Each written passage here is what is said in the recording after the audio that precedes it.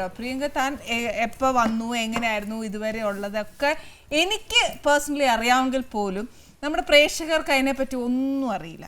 ഈ ഇടയിൽ വെച്ചാൽ കുറെ നാളായി കണ്ടിട്ട് ഈ പറഞ്ഞ പോലെ എനിക്ക് തോന്നുന്നു ഭയങ്കരമായിട്ട് ക്ഷീണിക്കാൻ വേണ്ടിയിട്ടോ ഒക്കെ ഭയങ്കര എക്സസൈസ് ഒക്കെ എന്നാ കേട്ടിരിക്കുന്നത്. ഏറ്റവും കൂടുതൽ കിടന്ന് ഉറങ്ങും. അത് ഒന്നാമത്തെ എക്സസൈസ്. ഏറ്റവും അത് യോഗ ബെഡിലുള്ള. സോറി, എനിക്കിഷ്ടം ഞാൻ ചെയ്യും. കാരണം ഒരു 4 മണി തൊട്ടിട്ട് ഒരു എങ്ങനെ പോയാലും ഒരു 4, 5, 6, 7 മണി വരെ ഓട്ടം, അങ്ങനെ ഓടും. അല്ല, എക്സസൈസ് ചെയ്യാൻ എന്നെ അങ്ങനെ കുറയേണ്ട തടി എനിക്ക് വേണ്ട. പിന്നെ രാവിലെ ഓടും, ഉറക്കത്തിൽ കിടന്ന് ഓടും. എപ്പോഴും സ്വപ്നത്തിൽ അങ്ങ് 4 മണി തൊട്ട് 7 മണി വരെ ഓട്ടം തന്നെയാണ്. നമ്മള് അത് ചെയ്തിരിക്കണം. ഏത് ക്ലാസ്സിലാണ് പഠിക്കുന്നത്?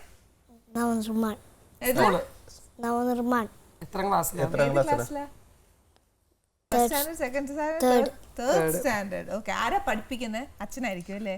എന്താ ദൈവം, ഇതൊക്കെ ചോദിക്കാനായിരുന്നു ഇവിടെ വിളിച്ചിരുത്തിട്ട്. ഇതെല്ലാം എന്റെ വിദ്യാഭ്യാസത്തെ കുറിച്ച് ചോദിച്ച് മനസ്സിലാക്കാൻ വലിയൊരു കോമഡി ഉണ്ട്, അതൊന്ന് പറഞ്ഞു കൊടുത്തടാ. ഒരു വലിയ കോമഡി. ഹിന്ദി പഠിപ്പിക്കാൻ വന്നോ? എന്റെ മോനെ വേണ്ട. എന്താണോ പഠിപ്പിച്ചത്? ഹിന്ദി എന്താണ്? തോത്ത എന്താണ്? തോത്താന്ന് എഴുതിയിട്ടുണ്ട്. അപ്പം ക്ലിയർ ആയിട്ട് എഴുതി കൊടുത്തിട്ടുണ്ട്. അപ്പൊ ഇവൻ കൊണ്ട് കാണിച്ചിട്ട് ഇത് ഞാനില്ലാത്തപ്പോ ഇടയ്ക്ക് പഠിപ്പിക്കാൻ പുസ്തകം എടുത്താൽ കേൾക്കും. എടുത്ത് നേരെ എടുത്ത് ഹിന്ദിയൊക്കെ എടുത്ത് വെച്ചിട്ട് നേരെ വന്നിട്ട് ഇതെന്താണിത്? ഇപ്പോഴും പറഞ്ഞത് ഇന്നതാണ്. ഈ തോം തോം എന്ന് പറഞ്ഞ എന്താണ് ഹിന്ദിയില്? കൊച്ചങ്ങ് കൺഫ്യൂഷനായിട്ട് കൊച്ചു പറയണത് തോം തോം അല്ല, തോത്ത അല്ലല്ല, തോം തോം. ഇതിന്റെ അർത്ഥം നോക്കി കഴിഞ്ഞ ബാക്കി ഞാൻ പറഞ്ഞു കൊടുക്കാം. കൊച്ചു ഹിന്ദി കുറച്ച് ടഫായിട്ടുള്ള ഇതാണ്. പക്ഷെ എനിക്കും കൊച്ചു ഒത്തായ എന്ന് പറഞ്ഞ പോലെ അത് ഹിന്ദിയിൽ ഇതുവരെ കേൾക്കാത്തൊരു. അപ്പൊ ഞാൻ നമ്മളെ അപ്പൊ എനിക്ക് ഒരാള് പറഞ്ഞ ഓർമ്മയുണ്ട്. നമ്മൾ കൊച്ചുങ്ങളെ പഠിപ്പിക്കുമ്പോ നമ്മൾ എന്തെങ്കിലും കണക്ട് ചെയ്ത് പഠിപ്പിച്ചു കഴിഞ്ഞാൽ കുട്ടികൾ അത് പെട്ടെന്ന് ഓർത്തിരിക്കും. അപ്പൊ ഞാൻ ഓർത്തപ്പോ എന്താണെന്നറിയോ, പ്രത്യേകിച്ച് ഇവൻ എഴുതി വെച്ചു നമ്മുടെ പഠിച്ചിരുന്ന സമയത്തൊന്നും അല്ല ഇവരുടെ ബുക്ക്. EVS ഒക്കെ കണ്ട അപ്പ കത്തിച്ചു കളയാന്ന് പറഞ്ഞ പോലെ ഒന്നും മനസ്സിലാവില്ല. അവസാനം ഇവനെ തല്ലാൻ വരെ പോയി തോന്നു പറഞ്ഞിട്ട്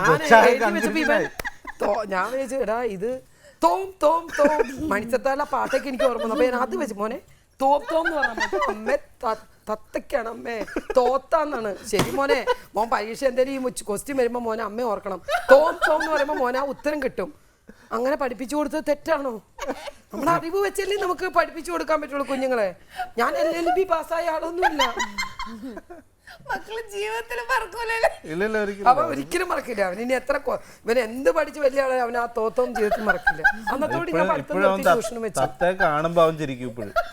ഇവൻ എന്നോട് ചോദിക്കണേ, അമ്മയ്ക്ക് എന്തെന്നാ അമ്മ ഇത്? അമ്മയ്ക്ക് വല്ല വിവരമുണ്ട്? അമ്മ എന്തെന്നാ അമ്മ ഈ പറഞ്ഞു തരുന്നത്? എന്റെ ഉള്ള പഠിത്തം കൂടെ പോകും, അമ്മ പോയിക്കോളാൻ പറഞ്ഞവൻ. പിന്നെ ഞാൻ നിർത്തി, ട്യൂഷൻ വെച്ചു കൊടുത്തു.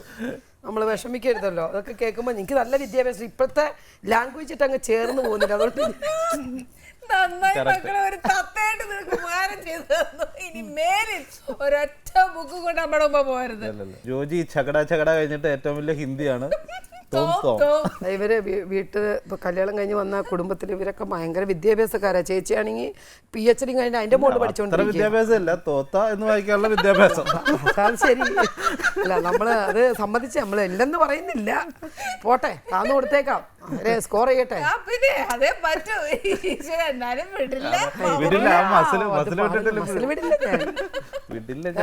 അതൊക്കെ ശരിയല്ലേ. പക്ഷെ വേറൊരു കാര്യമുണ്ട്.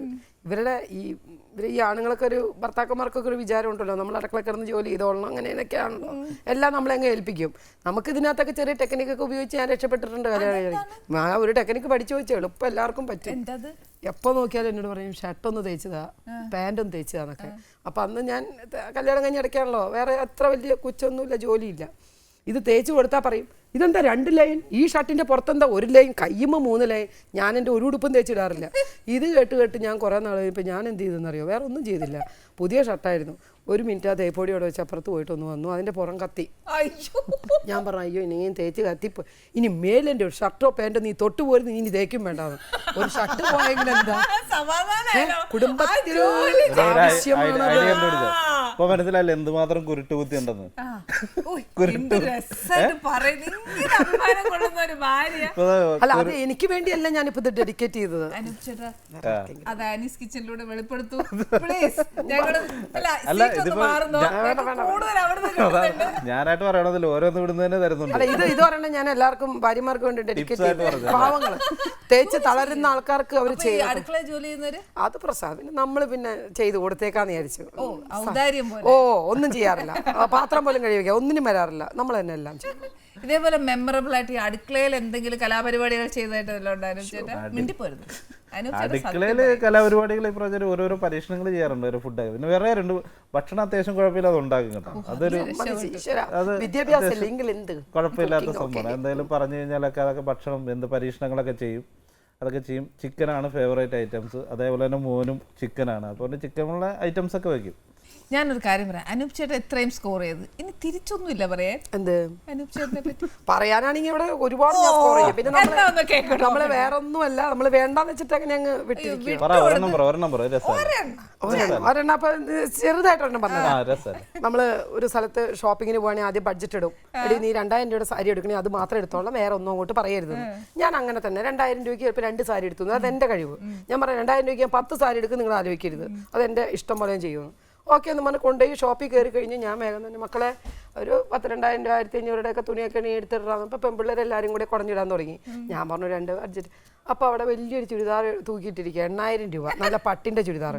ഞാൻ നോക്കിയപ്പം ചേച്ചി അത് എടുത്ത് വെച്ച് നല്ല ഭംഗിയായിരിക്കും ചേച്ചി ഇട്ടാ. ഞാൻ പറഞ്ഞു വേണ്ട 8000 ഇല്ല, ഇപ്പം എനിക്ക് തലക്കാൻ വേണ്ടി ചെറിയൊരു ഫംഗ്ഷൻ. ഓക്കെ, അപ്പോൾ ഇദ്ദേഹം അവിടെ നിന്നിട്ട് അത് നല്ല കളറാണല്ലോ അത്. നമ്മൾ 8000 രൂപയാണ്, കളറൊക്കെ നല്ലതാ. അല്ല നീ എടുത്തോ. എന്ത്?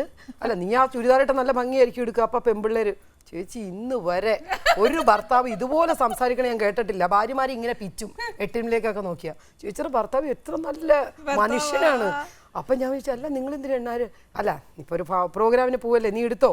എനിക്ക് എപ്പോഴും സംശയം. അപ്പം ഞാൻ വിചാരിച്ചു ശരിയെന്ന്, ഇങ്ങനെ ഇത്ര നിർബന്ധിക്കുക, എൻ്റെ സൗന്ദര്യം കൂട്ടാൻ വേണ്ടിയിട്ടാണല്ലോ, പുള്ളിയല്ലേ കൂടെ കൊണ്ടുപോകണത്, എന്നാൽ 8000 വേണോ, അത് ഇത്തിരി കടുപ്പമല്ലേ എന്ന് വെച്ചപ്പോൾ ഓ എടുത്തോ. അപ്പോൾ അവർ പറഞ്ഞു മേഡം ഇതെടുക്ക്, കുഴപ്പമില്ല. എനിക്ക് എന്നിട്ടും സംശയമുണ്ട്. ഞാൻ പതുക്കെ ചുറ്റിക്കറങ്ങി ഇങ്ങനെ വേറെ എന്തോ നോക്കിക്കൊണ്ട് അടുത്തുകൊണ്ട് ചോദിച്ചു 8000 രൂപയുടെ ചുരിദാർ എടുക്കാൻ പറഞ്ഞത് തന്നെയാണ്.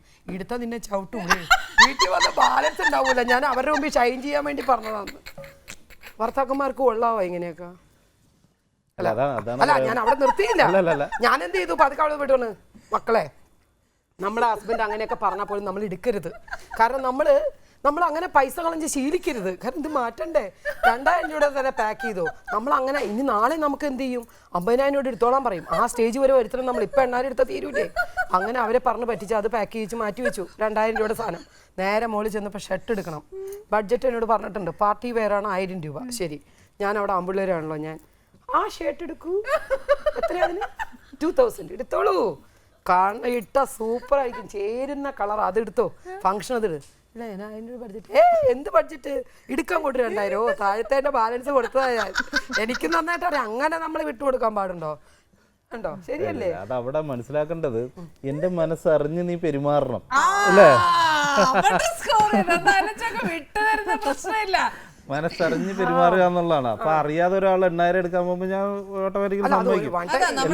എല്ലാവരും മുമ്പിൽ വെച്ചിട്ട് നാണം കെടുത്താൻ പാടില്ല. പിന്നെ ജന്മത്തെ എടുക്കാൻ പറഞ്ഞാൽ പോലും ഞാൻ എടുക്കൂലെന്നാണ് എനിക്ക് മനസ്സിലായത്. ഇതൊരു വാണിംഗ് ആണ് നമുക്ക് തന്നത്. അതുകൊണ്ട് പിന്നെ അങ്ങനെ തിരിയാറില്ല നമ്മൾ ഒന്നിനും. വേറെ കുഴപ്പമൊന്നുമില്ല. ആള് നല്ല എല്ലാം കൊണ്ടും കഴിഞ്ഞാൽ നിങ്ങൾ പറഞ്ഞ പോലെ തന്നെ നമ്മൾ മാത്രമേ ഉള്ളൂ ഈ പ്രശ്നങ്ങളൊക്കെ അല്ലേ. ഭാര്യമാർക്ക് കുറ്റേറ്റെടുക്കാം. അല്ല ഞാൻ എന്റെ ജീവിതത്തിൽ പഠിച്ചത് ആണുങ്ങളാകുമ്പോ ഒരു പടി മുന്നിൽ അങ്ങ് നിന്നോട്ടെ. അതെപ്പോഴും വേണം. അത് ഈ ഒരു പടി മുന്നിൽ നിന്ന് ഇവള് ഉദ്ദേശിക്കുന്നത് എന്താണെന്നറിയോ? സാരി എടുക്കാൻ പോകുമ്പോഴും സ്വർണം വാങ്ങിക്കാൻ പോകുമ്പോഴൊക്കെ ബില്ല് കൊടുക്കാൻ നമ്മൾ മുന്നിൽ നിൽക്കുക. അതായിരിക്കും ഞാൻ അങ്ങനെ ഉദ്ദേശിച്ചിട്ടില്ല. അതല്ല ഉദ്ദേശിച്ചത്. പുള്ളിക്കാരൻ അങ്ങനെയും ഉദ്ദേശിക്കൂ. നല്ലതല്ലെങ്കിലും കേട്ടാ ഇഷ്ടപ്പെടൂലല്ലോ. ഞാൻ അങ്ങനെയല്ല, സ്ഥിരമായിട്ട് അങ്ങനെ ആയിക്കോട്ടെ, അതുകൊണ്ടൊരു കുറവ് വേണ്ട. ഞാൻ പുറത്ത് എന്തെങ്കിലും പ്രോഗ്രാമിനൊക്കെ പോകുമ്പോൾ ഒത്തിരി സംസാരിക്കുന്നത്. അപ്പോൾ ഞാൻ പറയല്ല പെണ്ണുങ്ങളോടും. കാരണം ആണുങ്ങളൊക്കെ അങ്ങ് കൈയടിക്കാതെ ഈ നിപ്പ നമ്മളെ കണ്ടു കഴിഞ്ഞാൽ അവരുടെ കൈ അടിക്കേ ഇല്ല ഇങ്ങനെ. ഞാൻ പറയും പ്രിയപ്പെട്ട കുറേ സുഹൃത്തുക്കൾ അപ്പുറത്ത് നിൽപ്പുണ്ട്. നമ്മൾ സ്ത്രീകളോടൊരു കാര്യങ്ങൾ, എനിക്ക് അവരൊന്നും അനങ്ങുന്നില്ല. നിങ്ങളൊരു കാര്യം മനസ്സിലാക്കണം, നിങ്ങളുടെ ഭർത്താക്കന്മാരെ നിങ്ങൾ സ്നേഹിക്കണം. ഒരു പടി മുന്നിലാണ് അവരുള്ളത്. അവരുടെ സ്ഥാനം കയറ്റി വെച്ച് കൊടുക്ക്. അവിടെ അങ്ങോട്ട് ആ കയ്യടി തുടങ്ങിയിട്ട് അവന്മാരുടെ കൈ ഒന്നും മാറണേ ഇല്ല. ഭയങ്കര ഇതല്ലേ. അപ്പോൾ അദ്ദേഹം പറഞ്ഞു നമ്മൾ അവരെ ഒന്ന് ഇതിങ്ങനെ അങ്ങ് വെച്ച് കൊടുത്തേച്ചാൽ മതി, ഒരു പ്രശ്നം. പക്ഷെ ഒരു കാര്യമുണ്ട് കേട്ടോ, നിങ്ങൾ ഭയങ്കര എന്താ പറയാ ഭയങ്കര ഹ്യൂമർ സെൻസ് ഉണ്ട് കേട്ടോ, തമ്മിൽ ഭയങ്കര സ്പോട്ടീവായിട്ട് അങ്ങോട്ടും ഇങ്ങോട്ടും ശരിക്കും ഈ അമ്പുമില്ല എന്താ പറയാ അമ്പ ചെയ്യുന്ന പോലെ അങ്ങോട്ടും ഇപ്പൊ 9 വർഷമായി. ആദ്യം വന്നപ്പോഴൊന്നും എനിക്ക് ഇത്ര ഇല്ലായിരുന്നു. ഇപ്പൊ എനിക്ക് കോമഡി തന്നെ. കോമഡി പറയാതെ ഉറങ്ങാൻ വയ്യ, മറ്റുള്ളവരെ ചിരിപ്പിച്ചില്ലെങ്കിൽ എനിക്ക് ഉറക്കം വരില്ല, അങ്ങനെയായി, ഭയങ്കരമായി പോയി ഇപ്പൊ.